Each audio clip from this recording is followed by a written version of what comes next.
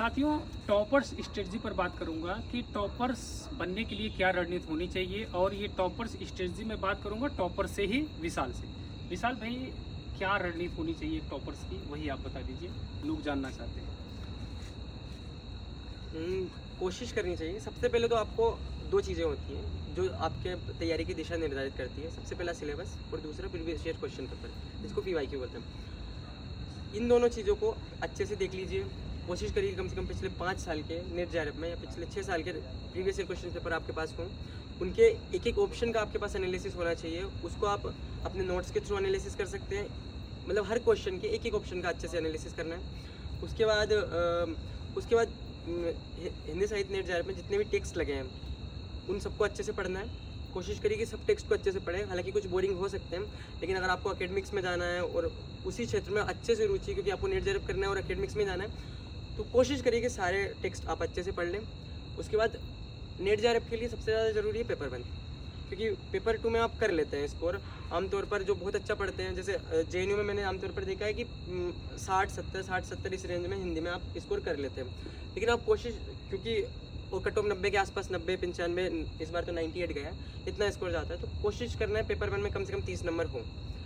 और 30 number paper 1 में लाने के लिए सबसे बेस्ट स्ट्रेटेजी है कि आप जैसे जितने भी टॉपिक लगे हैं पेपर 1 में, जैसे communication, research aptitude, teaching aptitude, हर एक पेपर की यूट्यूब पे बहुत सारा कंटेंट अवेलेबल है, सर का भी है।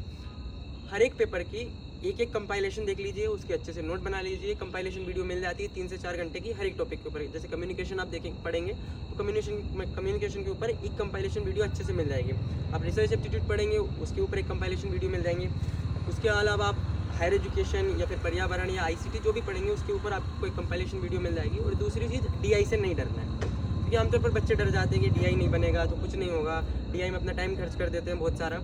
कोशिश करनी है कि अगर आपका एनालिटिकल एप्टीट्यूड या फिर जो उस क्षेत्र में जिसका, क्योंकि कई लोगों का बचपन से होता है कि 11-12 से कि मैथ बहुत अच्छा होता है, और जिनका मैथ अच्छा नहीं होता उनको बिल्कुल डरने की बात नहीं है। DI 5 नंबर का आता है, 5 से ज़्यादा का नहीं आता। 145 नंबर आपके सेफ हैं।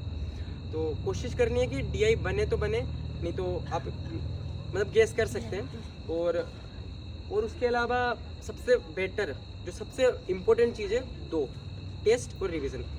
अब जितने ज़्यादा मॉक टेस्ट लगाएंगे, जितने अलग अलग क्षेत्रों से मॉक टेस्ट लगाएंगे, अलग अलग क्षेत्रों से मतलब अलग अलग कोचिंग के, अलग अलग इंस्टीट्यूशंस के, क्योंकि जब आप एक ही एरिया के टेस्ट लगाते हैं, जैसे पेपर 1 के लिए आप किसी एक ही टेस्ट सीरीज़ को फॉलो करते हैं, तो आपका माइंड सेट उस तरह का बन जाता है। तो कोशिश करिएगा अलग अलग टेस्ट सीरीज़ का या अलग अलग इंस्टीट्यूशंस के टेस्ट लगाएं और टेस्ट लगातार लगाएं। पेपर 1 का तो 2 दिन में एक टेस्ट लगाना नेसेसरी है। मेरे पेपर 1 में 37 नंबर है, तो मुझे पेपर 1 के बारे में ठीक आइडिया है, मतलब अच्छा ही आइडिया है। तो कोशिश करिए कि पेपर 1 का डेली एक टेस्ट लगाएं। उसके बाद उसको अच्छे से एनालाइज करें। जो मैंने पहले बोला कि टेस्ट के क्वेश्चन के ऑप्शन को भी एनालाइज करना है। हर ऑप्शन को अच्छे से एनालाइज करें। चारों ऑप्शन के बारे में ठीक ठाक कम से कम 3-4 लाइन आपको पता होनी चाहिए, जो पेपर में आ सकती है और जो पेपर में आई है। प्रीवियस ईयर क्वेश्चन पेपर लगाते रहें और रिवीजन लगातार करते रहें। रिवीजन से बोर होंगे बच्चे, लेकिन रिवीजन लगातार करते रहना सबसे बेस्ट और सबसे सफिशिएंट चीज़ है। थैंक यू, धन्यवाद। आ जाओ।